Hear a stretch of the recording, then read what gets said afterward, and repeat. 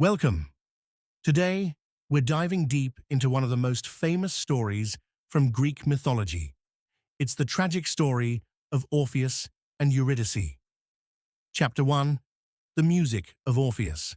Orpheus, the son of Apollo, the god of music, and Calliope, the muse of epic poetry, was born with extraordinary musical gifts. From a young age, his music enchanted everyone around him. His lyre, a stringed instrument that his father had gifted him, produced melodies so beautiful that they could charm even the wildest of beasts. But despite his great gifts, Orpheus's heart was not captured by fame or fortune. Instead, it was won by Eurydice, a beautiful nymph whose grace and spirit captivated him. Chapter 2. Love at First Sight. Eurydice, a daughter of the earth, was as gentle and kind as she was beautiful. Their love was pure and deep. The two married, surrounded by the blessings of the gods. Their wedding was celebrated with joy, as the music of Orpheus's lyre filled the air. For a while, it seemed that nothing could ever separate them. One fateful day, as Eurydice was walking through a meadow, she was bitten by a venomous snake. The bite was fatal, and she collapsed, her life fading away in the arms of the one she loved. Chapter 3. The Depths of Grief. Orpheus was inconsolable. The world that had once been filled with music and joy now seemed unbearably silent. His heart shattered as he mourned his lost love.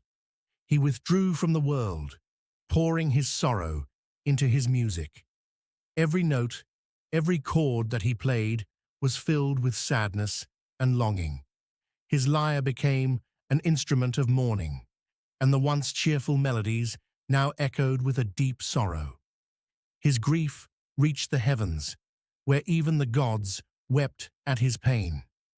Orpheus's music moved the hearts of all who heard it, and even the hardest of hearts softened at the sound of his songs.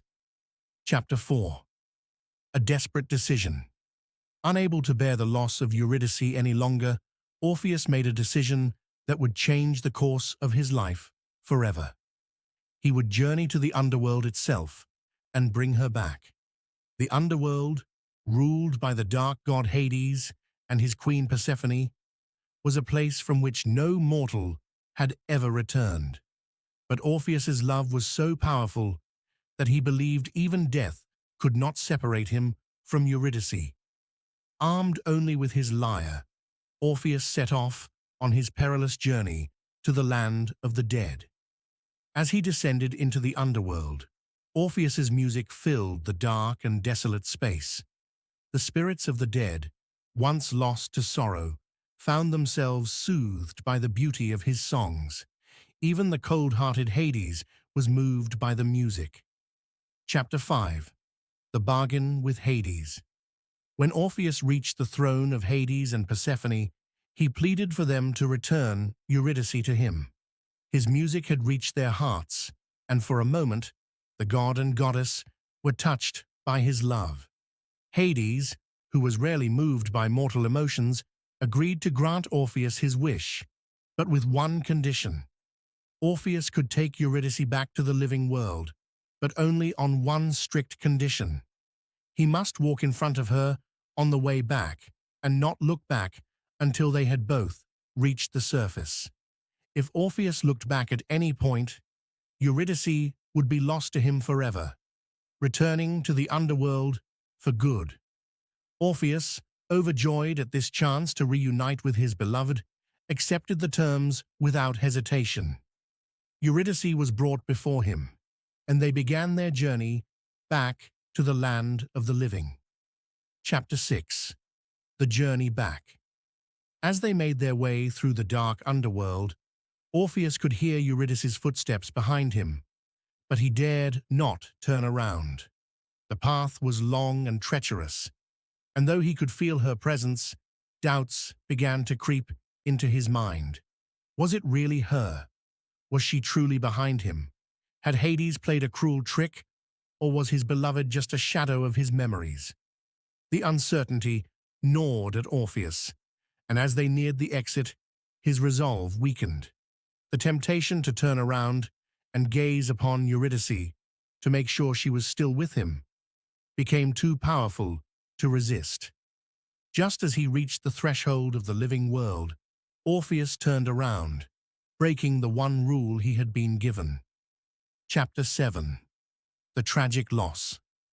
The moment Orpheus turned, he saw Eurydice's face for the last time. Her eyes met his, filled with sorrow and love, but before he could reach out to her, she was pulled back into the darkness of the underworld. Orpheus's heart broke as he watched her disappear, this time for good. His final glimpse of her faded into the shadows, and she was lost to him forever. Orpheus fell to his knees, his heart shattered once again.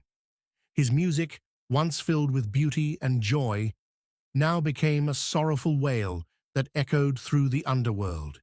Even the gods wept for him, but there was no changing fate. Chapter 8.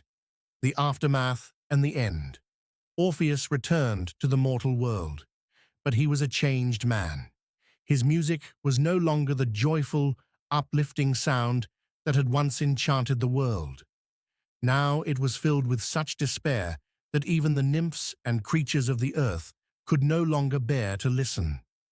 Orpheus wandered alone, playing his mournful tunes until he met his own tragic end. In some versions of the myth, Orpheus is killed by a group of Maenads, followers of the god Dionysus, who, enraged by his refusal to worship them, tear him apart. Others say that he lived out his days in solitude, playing his music until the end of his life. If you enjoyed this video, don't forget to hit the like button, subscribe, and turn on notifications so you'll always know when a new video is released. Also, leave a comment below to let me know your thoughts, and if you'd like to hear more stories like this, make sure to stay tuned. Remember, new videos come out every Monday and Friday. Thanks for watching, and see you next time.